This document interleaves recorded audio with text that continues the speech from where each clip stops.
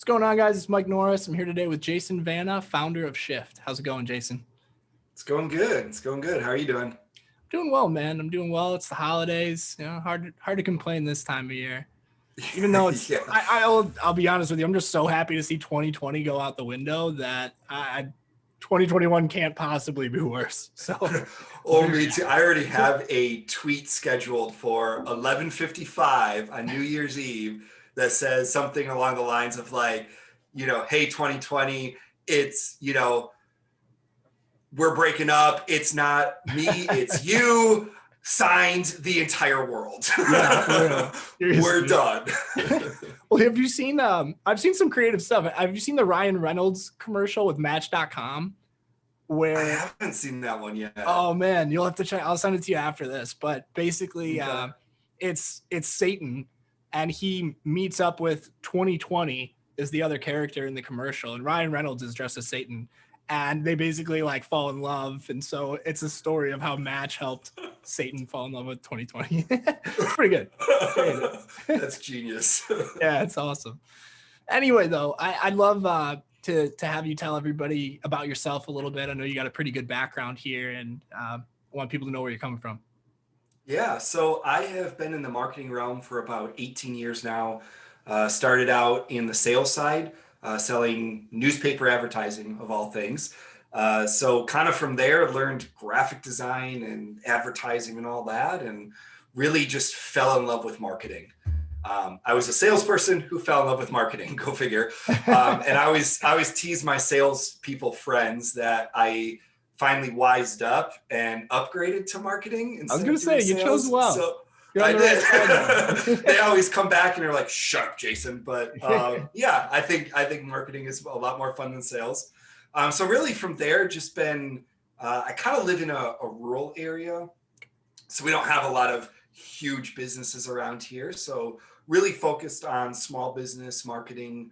And by small business, I think I mentioned this before we started recording, but it's upwards of 30 million plus a year is kind of where I focus, and really just being the marketing strategist. And so that's kind of my forte is the overall strategy, branding, and content. Those are the three things that man, I could talk for 4 hours on that stuff alone and still have something to say. So that's not just what I do and what I'm good at. It's really what I'm passionate about too. So I love that. But yeah, so that's where I've been. And then about a year ago, I kind of launched a side business doing this for other companies, and just been growing that. So yeah, I live, eat, and breathe. I do 8 hours a day of marketing and come home and do another 2 to 3 hours of marketing. So I love marketing. It's really where I'm at. Have on here then. No, I love that though, man, because I'm kind of the same way. I mean, of course, I like to disconnect every now and then, but my wife just bought me a PlayStation 5 for Christmas, so I'm a little distracted at the moment, but I do love marketing. Yeah. I wish they had marketing games. It'd be great. I do love marketing too. And I find that the people who are most passionate about it are the people who will A, have the most fun with it, but B, also just become so much progressively better as time goes on because they care. And that passion just seeps through, if you're doing something, you're kind of just going through the motion. I mean, it's like anything. I'm obviously not saying anything groundbreaking here, but very happy to have you for that reason. Well, but I do want to run you through a scenario. So let's say I'm a new client of yours. I come through. I'm a business. I've been in business for a little while, but I'm in that 30 million range, and I don't really have a direction when it comes to marketing. How would you help me? Well, really, the first thing I do is focus on the strategy side. And so it would be a lot of going through what you're doing now and kind of doing an evaluation and seeing where you're at. Because in a lot of cases, what happens is businesses will come to me or to any marketing agency really and be like, I need Facebook ads, or I need this, or I need video content. And you go and you look at kind of their foundational pieces of their brand and their website, and who is your target market? What is your competitive advantage? What is that benefit that you bring people? And they're like, I don't know.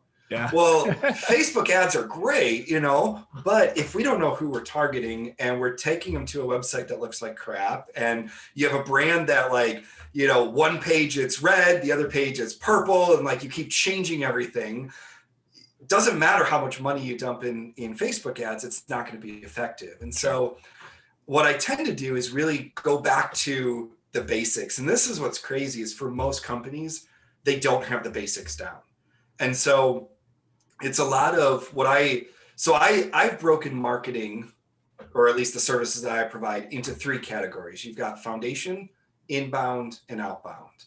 Okay. And for most people, they haven't done the time to really build the foundation. They immediately jump into, I need leads, I need money, so I'm going to do ads, I'm going to do lead gen programs, I'm going to do all this stuff. But so really what I do with my clients is we go to the foundation and we determine who really is your target market. Like I've had some clients that are like, well, everyone. It's like, no, not everyone is going to buy your product or service. Yes. All the time. Yeah. Yes. It's like, I know you wish you could like run an ad and everyone under this, you're not Amazon. Okay. Yeah. Even Amazon has people that aren't going to use their products or services. So it's really understanding that target market and then determining their what I call their competitive advantage, but it's, your unique selling point, whatever term you want to use. Because a lot of people don't understand that either. Like I had a client who was an IT company.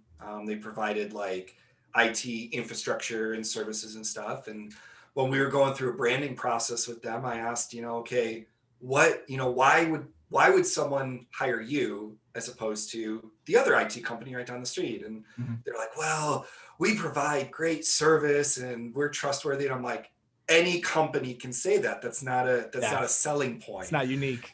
Yeah. And so we really boiled down, and basically I have this process I take them through where they just talk.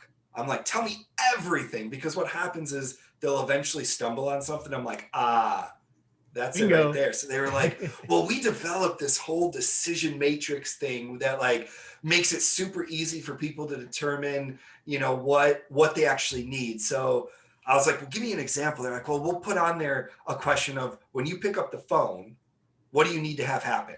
Do you need to be able to transfer it into offices? Should anyone be able to pick up the phone? Does it need to transfer to cell phones? And like they make those decisions, and then the company knows this is actually what you need. And I was like, that right there is your selling point. You are making it easy for companies to figure out what they need. They're like, we never thought of that. I'm like, clearly. So it's really getting down to the core stuff and then building out, some companies will already have a brand. So it's evaluating what they have. Does your logo fit? Does your messaging fit? Do your colors fit? All that kind of stuff. And I tend to focus a little bit more on the message side of a brand. Okay. Like when I build a brand, I start with the message side. What is your competitive advantage? How do we communicate this? What is the tagline? What is your summary? What is the verbiage we're going to use? Are you going to be sassy? Are you going to be informal? Are you going to be professional? Like what's that archetype we're going to build around? And then I build, logo, colors, all that kind of stuff. And after that, then it's website. And once you kind of have those really 4 to 5, if you want to break the brand into 2 parts, once you have that, then you're ready to do inbound marketing, outbound marketing, sales, whatever it is you want to do. Facebook ads. Yeah, Facebook ads. For most companies though, they don't have that foundation.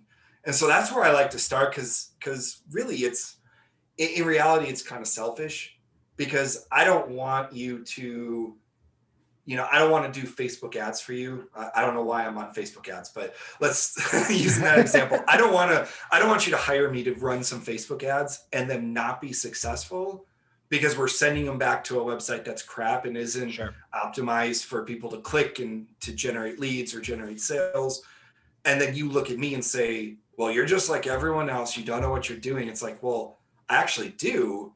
Your foundation is just crap. Like if this was under a house, your house would be in the ground right now. Like So I like to start there. And some people, they're, some clients, their prospects, I guess, are like, I don't want all that. I just want this. And it's like, I'm not the guy for you, because I don't want you going around saying I suck, because I can't get you results when your website was like built on Wix 5 years ago and it doesn't even have a click-through button. Like, I can't do anything with that. Yeah, of course. There was one client I had that their website,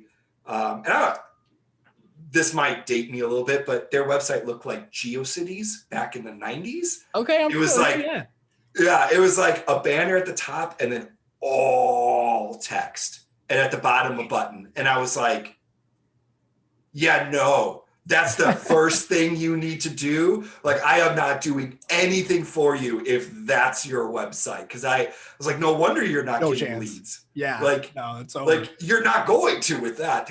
Well, I got on Wix and did it myself. I'm like, I can tell. I was like, if you hired someone to do that, you better get your money back, because that was horrible. I know 5-year-olds that can do better than that. Seriously. So I think you just get a template these days. It's 20 times better than that. But oh my gosh, yeah. I was like, how did you find that? Well, I like what you said about branding, though, going back to that a little bit, and that you focus on the content side first, because I think when a lot of people think of branding, they're like, give me a logo, maybe give me a tagline or a slogan or something, and what are my colors, and then I'm done, and it's like, well, it's so much more than that, and I recently read, this is a couple months ago now, but I read Building a Story Brand by Donald Miller. You ever read that book? Yep. Oh, that's kind of the framework I use to build brands. Me too. Ever since then, I've adopted that, and I've just found it to be so. I mean, that was, you read a lot of content these days. I'm sure anyone in the marketing field is just bombarded by content and content and content, but that one struck me as being profound compared to a lot of other things that I've read, and I don't know. I mean, I'd love for you to elaborate on it a little bit as well, but to me, I think just solidifying that story of how are you going to guide someone to a better place? What position are they in now? How can you position yourself as a guide to help them get there, and not just talk about yourself all day either? And I think that's a problem that a lot of brands fall into too, is they're like, this is us, we're the best, these are all of our features, blah, blah, blah. And it's like, that's great, but you need to talk about them and how you can help them, and what are the benefits to them in working with you. Yeah. Well, and I say a lot, and I post this quite a bit on LinkedIn too. Like, no one really cares about your business, your product, your features. They don't.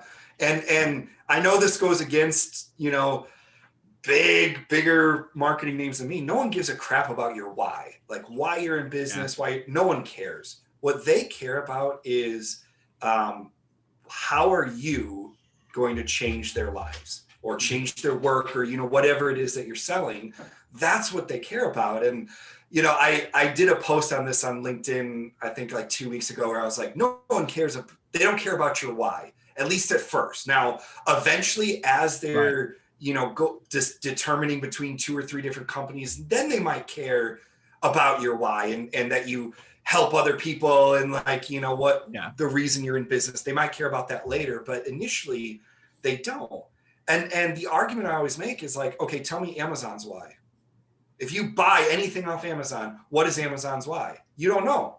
What you care about is you can click a button and in 2 days you have what you want. You care about the benefit. You could give a crap why Jeff Bezos decided, I'm going to start Amazon. No one cares. They care about the benefit. And that is so I've been following Donald Miller, who wrote Building a Story Brand for years, because he was an author even before he got into the marketing realm.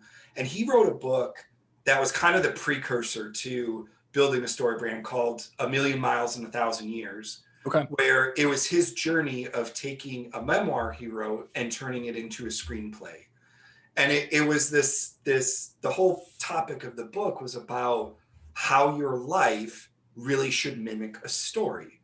And that if you look at how they create stories for the big screen, there is a clear character arc. There's a story arc to every major movie you see, where you have a character, and if you've read Building a Story Brand, this is going to sound familiar. You have a character who has a problem, meets a guide, has a climactic event, and then is transformed, has, their life has changed. And by the end of the movie, you feel satisfied because they've gone through this arc. And then, so I read that book, and that one is more about how do you build that with your life.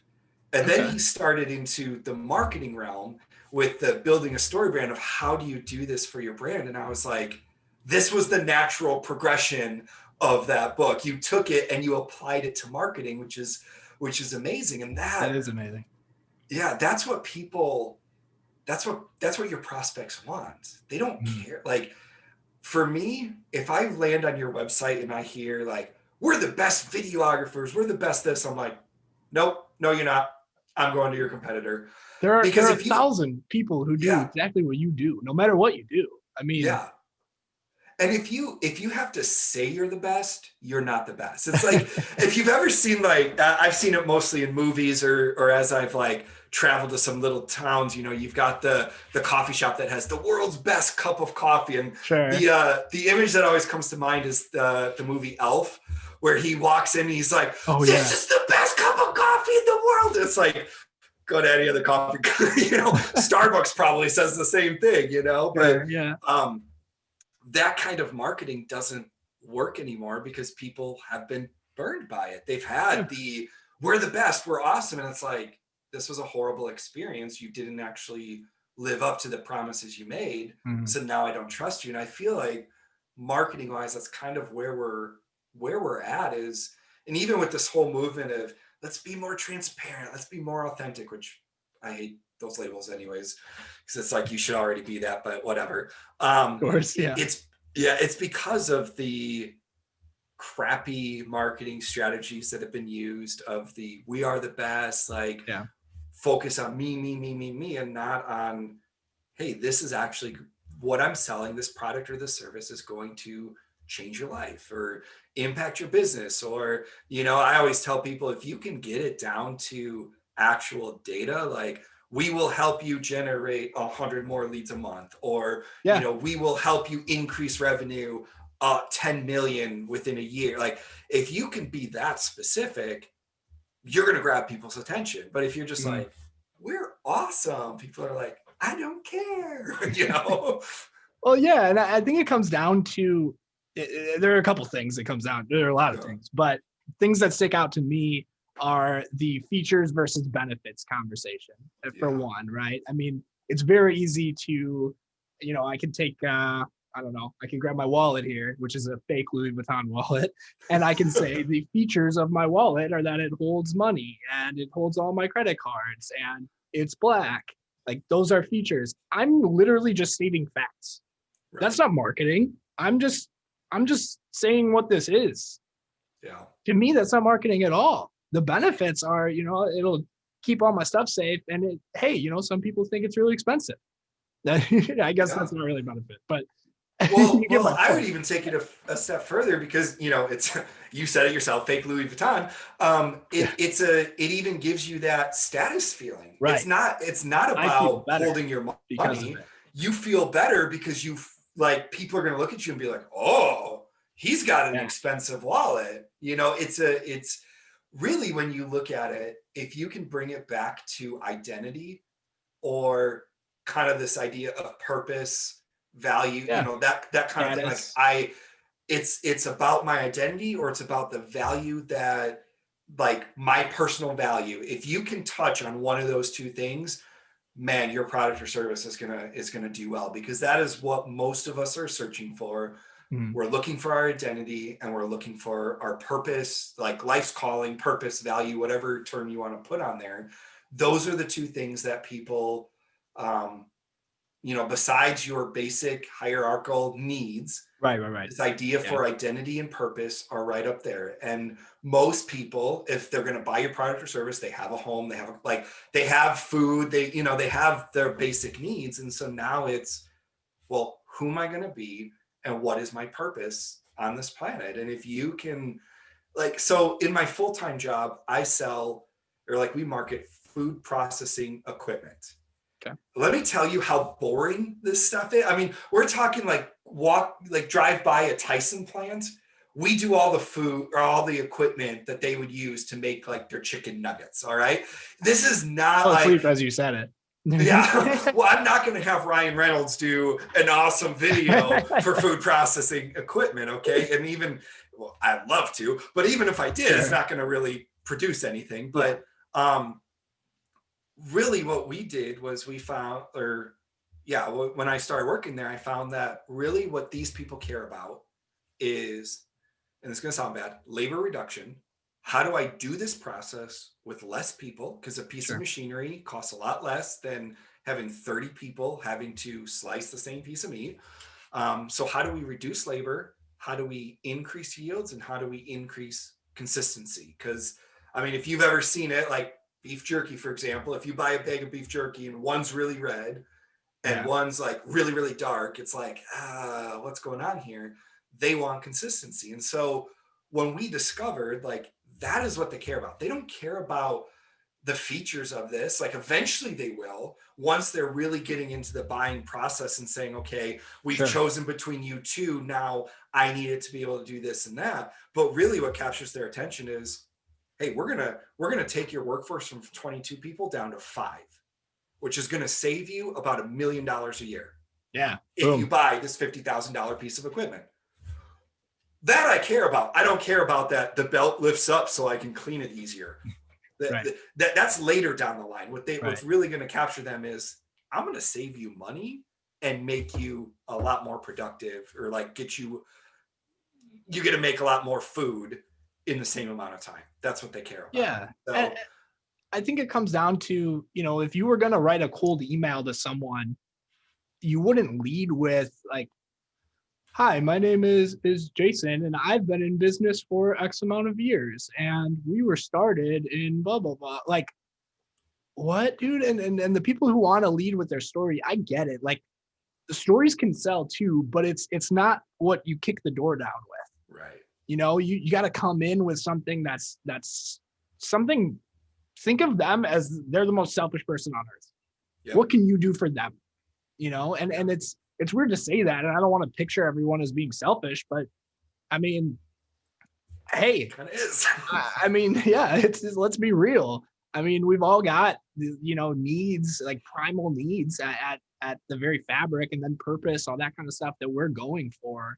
And I don't necessarily care if you're, more economical or you represent something great. And I do think, there's a little bit more of that's coming around and people are taking that into consideration. But if I'm just seeing, I'll take it back to Facebook ads. Why not? If I'm just seeing your Facebook ad, I don't want to hear your whole company story in the caption. I need you to, give me quickly, what is this all about? And then later back that up with your story that shows that you're going to deliver on the promise that you mentioned in the first place. Yeah. And that really is, I mean, I say this a lot, like marketing is basically psychology applied to business. And if you can understand what motivates people and what gets them to take action, that's what marketing is, and really what you said about, looking at everyone as selfish. Well, in reality, we kind of are. Even when, and sometimes I hate to say this because I'm not really this cynical, but even when we are charitable and we give, a lot of times it's because it makes us feel better about ourselves. And it really is about genuinely helping another person. And the reason I say that is I get on social media and I see people like, look at how many homeless people we fed. Well, if this really was about feeding homeless people, did you have to post it? Or are you trying to get something out of this? And so even when, Tom's Shoes is a great example. Like their whole business is built on you buy a pair of shoes and we donate. Well, they're successful not because there's so many charitable people in the world. Mm-hmm. It's, I want to buy something for myself and feel good that I'm making a difference. Like it is this idea of my consumerism is generating something positive rather than I'm just buying for myself, and really you walk around with Tom's shoes and people know, oh, you help some poor people in another country, which then makes you feel better about yourself. And none of that is conscious choices. Like no one that buys Tom's shoes would be like, well, I did it so people think I'm charitable. But it's like, well, in a way you want that. Yes, you did. Otherwise you would have just donated money and no one would have known, but there is this there is a little bit of thread of selfishness in it, which is not a bad thing, Yeah. It's just understanding that that's what's true and helping, guide the messaging so that people understand even when I'm giving, it's helping me feel like a better person. It's helping me make a difference, whatever it is that they're trying to capture. It's all about the benefit. And that's the thing I loved about building a story brand was it flipped the whole branding on its side, where most people were like, the brand, I even see this on LinkedIn, be your authentic self. That's your brand. And I'm like, no, it's not. Yes, you need to be you, because you can only fake being someone for so long before some other people catch on. But a brand is not about you. It's about your target market and the message that hits them. And if you make it all about you, you're not going to be successful. Like I just had so I'm in the process of getting the Shift website done. It should be launching in about a week or two. And one of my clients that I built a personal brand for, he finally got me a testimonial this week, and I read through it, and he's like, yeah, Jason, he helped me understand this process and pushed back when I wanted it one way and would explain to me why that was a bad idea. And I just remember, so I did a brand for him, and he loved the guy, first of all, great guy. But he came up with this idea of like, I want like this falcon with the world and phoenix, a phoenix with the world and stuff. And I was like, no, you don't. Because your target market is going to see you as completely cheesy if we do that. And I know that might be you, but that's not them. And a brand is it's not, here's me. A brand is, here's how I guide you on your journey. And so you need to pick the colors and the fonts and the photo style and the logo and all that.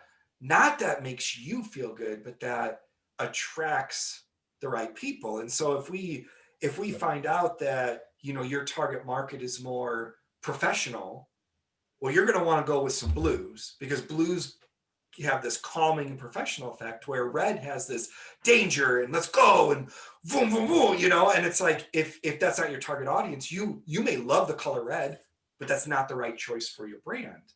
And that's where most people, like you said, when they think of a brand, they think logo and colors. And it's like, your brand is, I put it this way, your brand is you being you strategically.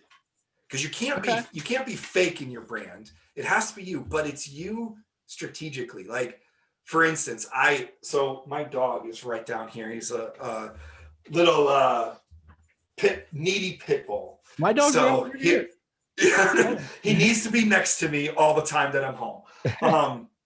Now I could go on Facebook, and like, if you follow me on like Instagram or anywhere else, you're going to see a lot of pictures of him, because I love my dog. But if I was to go on LinkedIn, where I do the majority of my business, and all I did was post pictures of my dog, that's me. Like, I'm going to, if we were to have a beer together, I'm going to talk about my dog. There's other things I'll talk about too, but I'm going to talk about that. But I don't really talk about that in a business setting, because people don't care. They want to know, how can I help you? And once we've built that relationship, then they might be like, oh, show us pictures of your dog. And I'm like, oh, you opened the floodgates. Here's 30 pictures from yesterday. I'm not that obsessive, but but like, that's what branding is. It's, you can be you, but you have to be you strategically to attract the right people. And so there are parts of me, like on LinkedIn, not that I don't want to share, but I don't share because it's not going to make me business. Yeah. It's not gonna move the needle. The people I'm trying to attract, they don't care at first. Now, as I do calls with them or whatever, then it's like, then you learn a little bit more about the man behind all the marketing stuff. But most people don't care about that stuff until you have showed this is how I help impact your life. And that's what I love about building a brand story. It puts the focus on, you're not the character, you're the guide. They're the hero. You play a supporting role. And when you can get that in your head about your brand and all of your marketing, it'll take off. It'll be successful. Well, it makes sense to me because for the same reasons that you should build your brand this way, face it towards other people and how you can help them. That's why you feel like you want to make it about yourself, for the same reasons that it should face them, because you've only ever experienced life in the first person. And so you're thinking about you when you create it. Guess what? They're thinking about them when they see it for the exact same reasons. So I love that. I do want to shift gears though, because we've been on that topic for a little while. I know you're super active on LinkedIn. And I'm just wondering, I mean, I'd love to get into some tactics with you because I see your posts all the time. You get a ton of engagement and everything. I know you also just created an ebook too that you and I have talked about a little bit. I'd love to just discuss how you use that channel to grow business. LinkedIn, I have a love-hate relationship with LinkedIn. I love LinkedIn because it makes me a lot of business. I'm spending a little bit more time on Twitter recently, and I love Twitter because it is more conversational and kind of the instant, like I can post an immediate thought and start having a conversation, where on LinkedIn, a little different strategy, but LinkedIn is my main source of business. And so really I've been a content marketer even before I understood it was content marketing. I've always loved writing. I was one of those guys that had a blog back on GeoCities and stuff, and so I've even in my marketing strategies, it is primarily a lot of content. And so coming onto a platform like LinkedIn, when I started, my philosophy, and it's kind of stayed the same, has been this: I'm going to teach others to do for themselves what they could pay me to do for them. And so I tell people a lot, if you want to market your business and do it well, jump on my LinkedIn, read through every single post I've written for the last almost 2 years now, and you will have a solid marketing strategy to market your business. Now, no one's going to do that. I wouldn't even do that. That's way too much time. But here's what that philosophy does. One, it positions you as like an expert. People realize, okay, if you can for 2 years write content that teaches me how to build my brand, how to create content, how to market my business, how to grow, how to get through, the hurdles that happen, and understanding that, most people think of marketing as, I'm going to run one ad and make millions of dollars, and realize no, it takes at least 13 touch points in the B2B realm for people to even remember you as a solution. So, sharing all of that you could hire me to tell you, or you could hire me to do for you. One, it shows that I know what I'm talking about. I'm not putting out what I call fluff content that's like, just keep going. A whole lot of that. Yeah. Okay. We understand. Or right now, the whole, we just hired a Gen Zer, who fresh out of college or dropped out of college, and now he's CEO of our company, and but lies. Or I did this. So I have an alter persona on LinkedIn called Sassy Jason, where I kind of poke fun at some of that stupid marketing and sales stuff. And I did a post a few months back about man, I was going to lose this client, the deal was going south. And then my dog walked in and knocked the phone out of my hand and barked in the phone. And then I picked it up, and the client was like, yes, sold. We're going to go. And my dog closed $1 million deal. They're legit were people who were like, I thought that was real. And after that, I put if you believe this, you're an idiot. No one believes when you say your kid did this or whatever. And people were like, I really thought you were being honest. I'm like, you honestly thought a business owner fell through decided to go with a deal because my dog barked into the phone? this is why I have it. This is why I can start my business, because you all are believing these stupid hacks. Anyways, so that's been my philosophy. Again, teaches people, shows people I know what I'm doing. But what happens is, if you're the person they're learning from, when they try it themselves and they realize, okay, this is easy for you because you're a marketer and you know all the like best practices, you know all the little things that no one else, that if you're not a marketer you don't know. It's easy for you. What might take me an hour to do might take you 5 hours to do. And when you realize that, then it's like, so I could spend 5 hours trying to do this and it still not be good, or I could pay him. Yep. And he can give me direction on what I should do, or he can just do it for me. It's made me a lot of business, you know. Sure. And even the guides that I've put out. So the one that you've looked at is the most recent one, but the most successful one we've done to date has been our prospecting playbook. Okay. So I'm connected with a guy on LinkedIn. His name's Ned Eric. Hi, Ned. I'm going to make sure you listen to this now. So you got a sales guy who's going to listen to this, because I'm going to be like, hey, I mentioned you. So he is basically helps do sales strategies for startup B2B companies. Okay. And we got connected. We just, we've become friends. We text all the time, that kind of thing. But at kind of around the same time, we both had people coming to us that were like, okay, there's a lot of sales trainers out there, but it's all mindset crap. Like, just have a positive mindset and, be wacky and crazy. And they're like, but I don't know how to send a message. I don't know how to write an email that gets responded to. That's what I need. And so him and I were talking, and I was like, man, I had like 3 clients that asked me, you do the marketing side, but can you also help us on the sales side? And I'm like, I can, but I'm not the greatest at it. Yeah. And he's like, I've had a ton of people coming to me asking me for training. And we just kind of put our heads together. It's like, what if we came out with just a guide that had like tips and like templates on, here's some messages you can send out. So we did one that was free, just to kind of gauge the response. And on LinkedIn, what I did, I just did a post on like, prospecting sucks. Because let's be honest, most business owners or marketing people think sales sucks. We hate it. Even salespeople are like, it sucks. So we're like, that's the great message. Sales sucks. Here's a way to make it easier.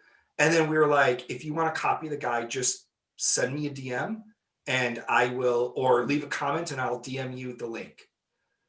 That first day, I had 200 requests for that guide. And I spent all day I wrote out a message, and I don't automate a lot of stuff. I automate mundane tasks, but not like actual connecting with people. I finally was like, screw it. I just need to write a template, copy, paste, because I cannot keep up.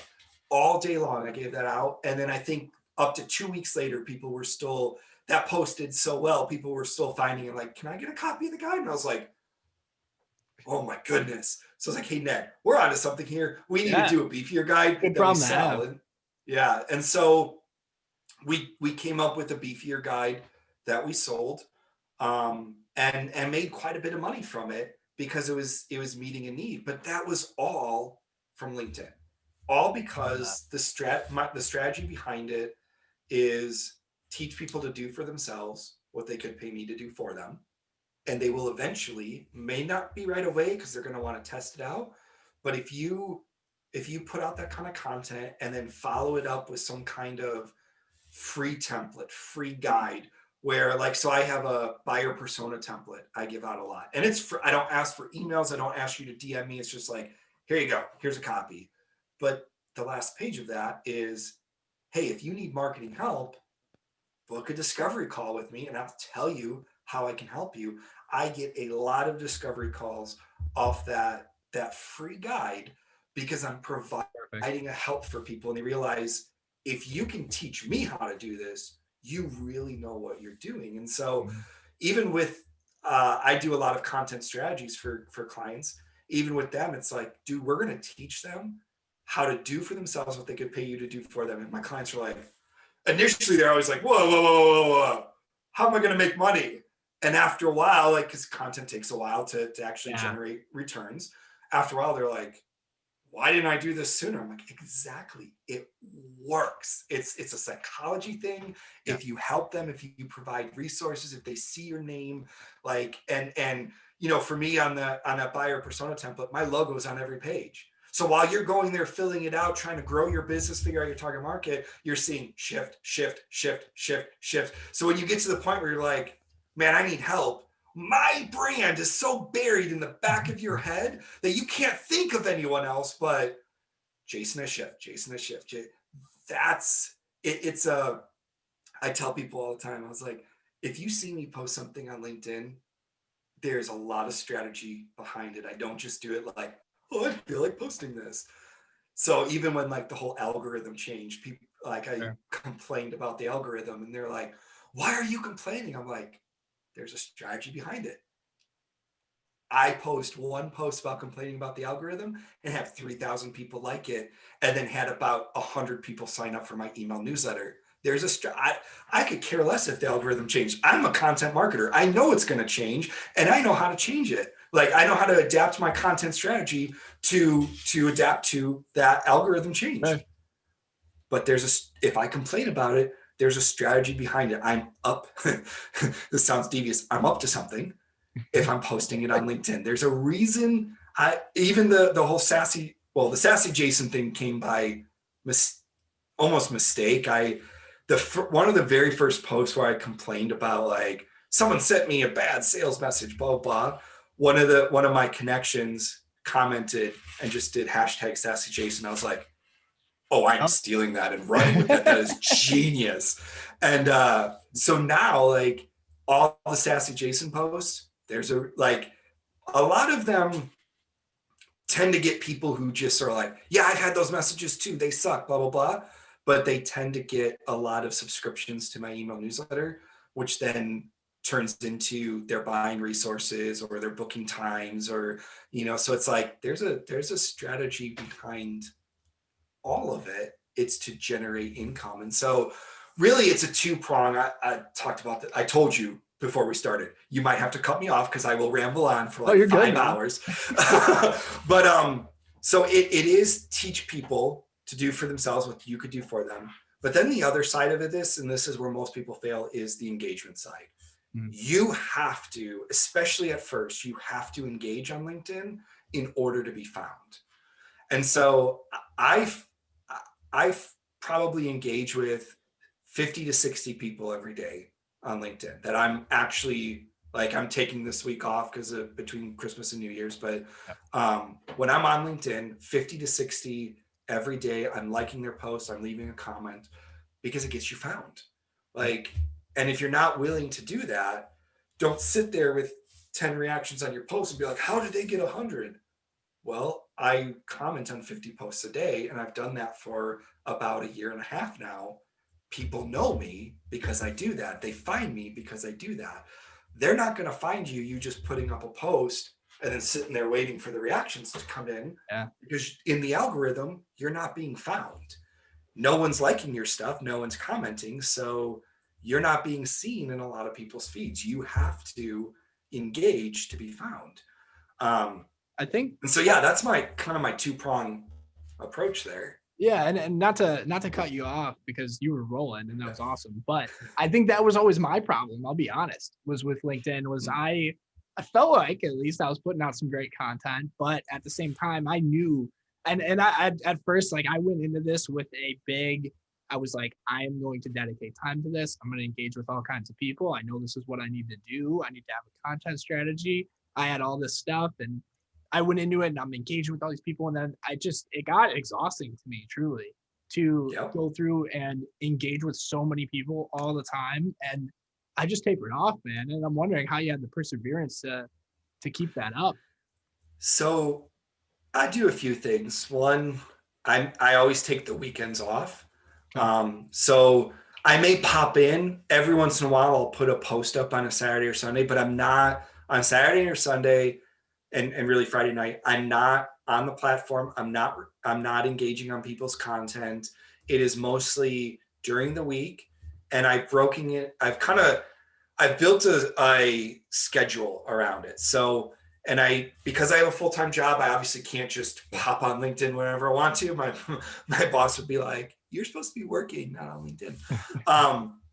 So what I do is before I post, I always publish my post before 7 because that's when I leave for my job.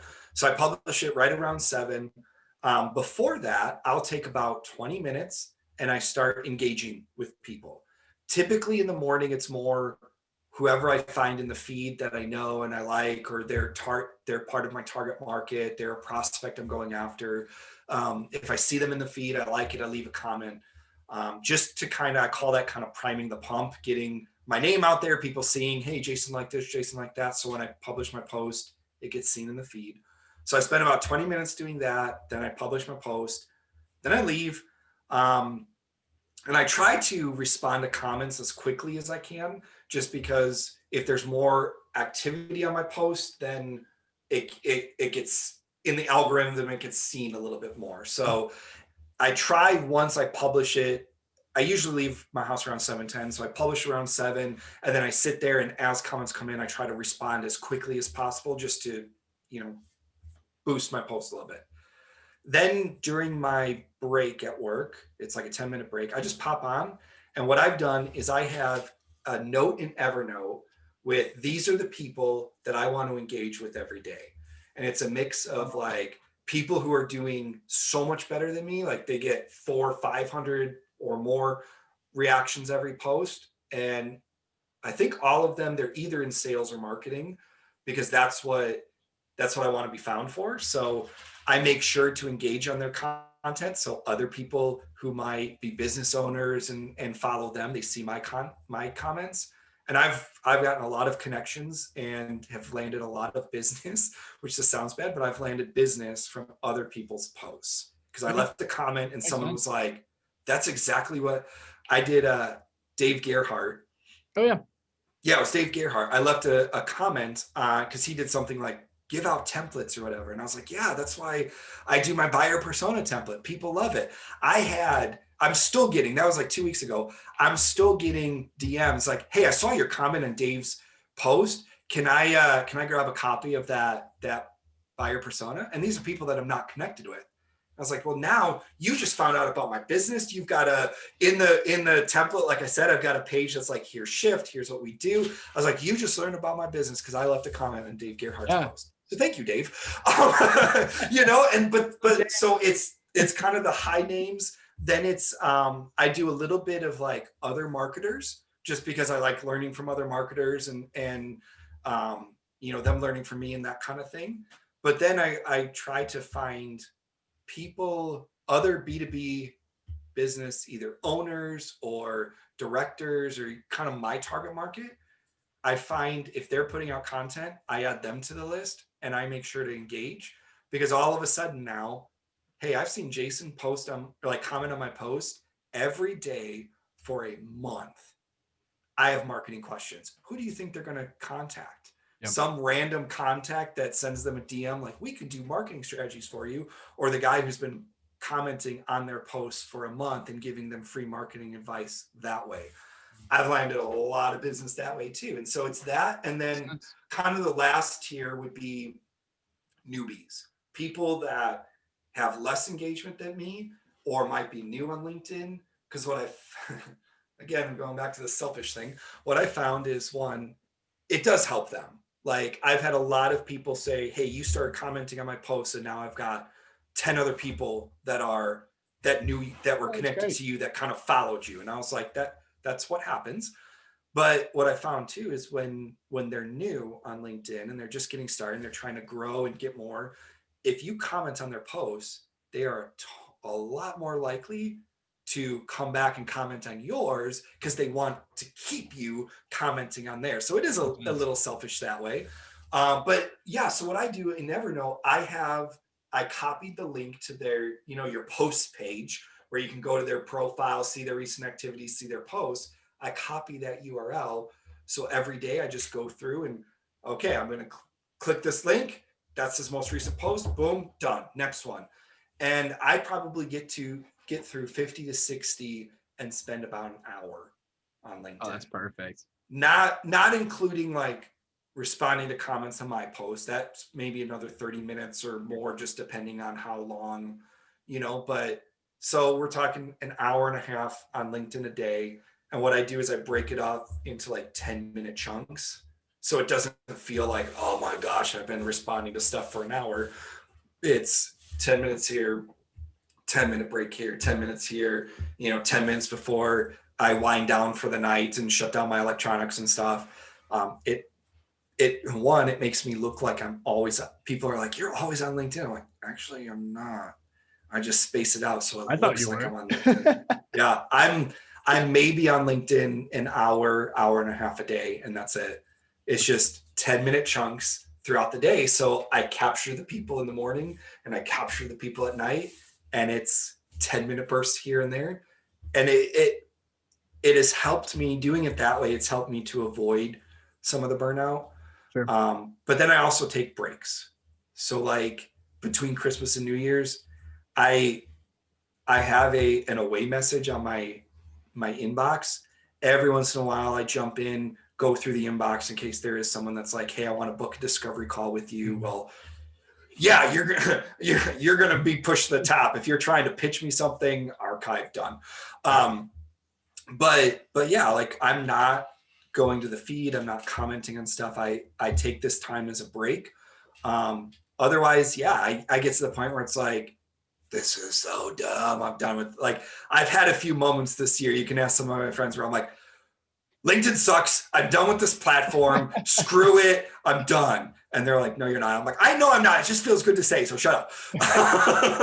But I think we all get there. Yeah. It's just finding what needs to change, or what, is there a process, or is there a schedule you need to develop to make it more manageable? Do you need to take time? Like, I take time off around the 4th of July because my birthday's the 2nd. So I take that week off to celebrate my birthday in the 4th.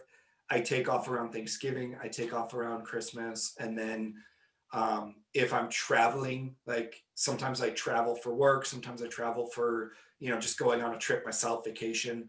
I take down then. It's like, I'm not, if I don't need to be on this thing, I'm not going to be on this thing. Like, and if you've built a solid enough audience, it's okay. You can miss a week. You can be down for 2 weeks. And when you come back, yeah, engagement might be a little down because the algorithms push you down a little bit, but you'll get it back, Yeah, so that's kind of been my LinkedIn babblings. Well, I want to be respectful of your time here. So I'd love to wrap this up. Or, well, I wouldn't love to wrap this up. I'd love to keep going. That's what I meant to say. But I think that, just to give a little my unsolicited advice, that might be a template or a playbook that you want to create.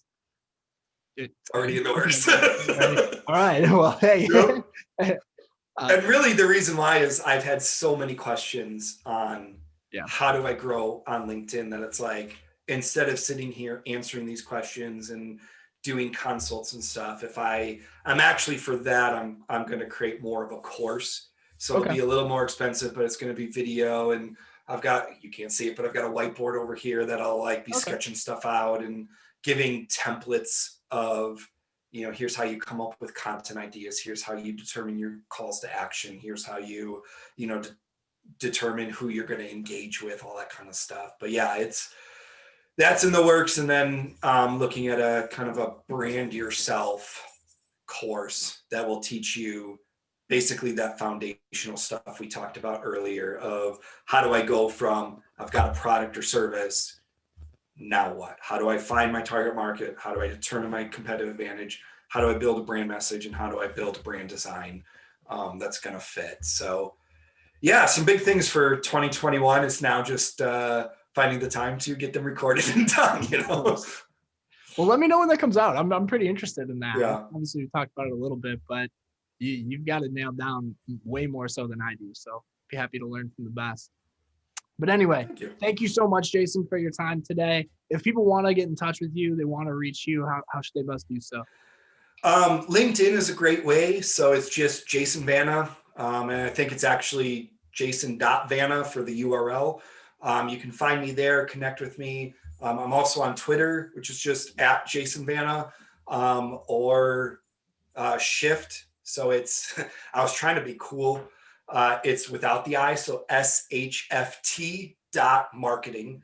The new website should launch in about 2 weeks. Right now, it's kind of just a landing page, but yeah, those would be probably the 3 easiest ways to get a hold of me and connect with me. And I love having conversations with people. So hit me up. Feel free to send me a message, say, hi, I saw you on the podcast. And I'll be like, awesome. Perfect. Well, thanks, man. I feel like we could have talked for 4 more hours, like you told me before we signed on. Yeah. But I can't believe it's already been I just looked at the time and I'm like, it's already 2. What? I thought it was like 1:30. I'm glad we having fun, man. No, but I'm going to back at sometime because this was great, and you definitely knowledge that I'd love to tap into. So thank you so much. It's been thanks for having me on. It's been a blast. All right. Thanks, everybody.